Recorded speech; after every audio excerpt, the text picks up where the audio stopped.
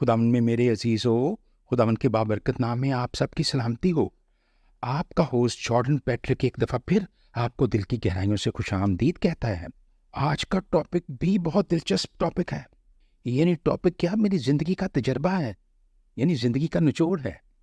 اور اس دفعہ میں آپ کو ٹاپک کہانی کے آخر میں بتاؤں گا۔ تو میری کہانی کچھ یوں شروع ہوتی ہے کہ کئی سال پہلے جب میں امریکہ آیا تو میں نے دوسرے دن ہی گاڑی کو چلانا شروع کر دیا، یعنی کار چلانی شروع کر دی۔ ویڈیو میں آگے بڑھنے سے پہلے اگر ابھی تک آپ نے ہمارے یوٹیوب چینل کو سبسکرائب نہیں کیا تو سبسکرائب کر لیجئے اور بیل آئیکن کو پریس کر لیں تاکہ ہماری ہر نئی آنے والی ویڈیو کا نوٹیفیکیشن آپ کو مل سکے۔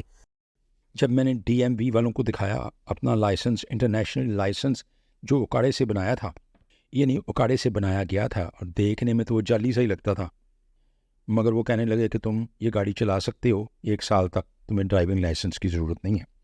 سو میں نے اس گاڑی کو چلانا شروع کیا، لیکن مجھے بہت جلدی پتہ لگا کہ جب امریکن دوست میرے جو تھے وہ میرے ساتھ بیٹھتے تھے تو وہ کہتے تھے کہ ڈاکٹر جارڈن آپ گاڑی صحیح نہیں چلاتے، آپ ایکسیڈنٹ کروا لیں گے، یعنی آپ 1 سال میں ایکسیڈنٹ کروا لیں گے۔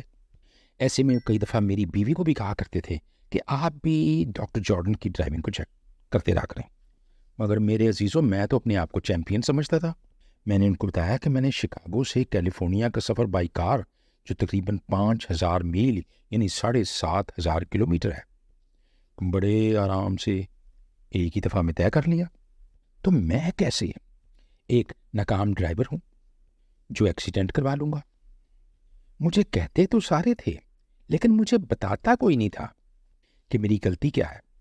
اور ایک دن ایسا ہوا کہ میرا ایک امریکن دوست جب میرے ساتھ پیسنجر سیٹ پہ بیٹھا تھا اور میں ڈرائیونگ کر رہا تھا تو وہ بھی مجھے کہنے لگا کہ ڈاکٹر جارڈن آپ گاڑی صحیح نہیں چلاتے۔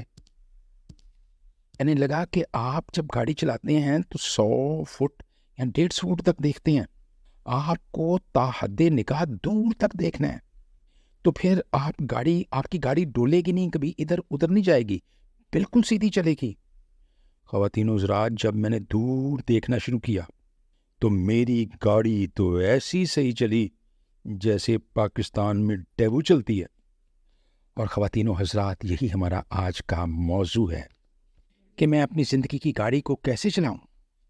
میرے عزیزو، اگر ہم سب لوگ بڑے آرام سے بیٹھ جائیں اور اپنی زندگی کی ٹائم لائن کو تا حد نگاہ تک دیکھنے لگیں تو ہماری گاڑی بھی، جو کہ ہماری زندگی کی گاڑی ہے، بالکل سموتھ ہو کر ڈیوو کی طرح چلنے لگے گی۔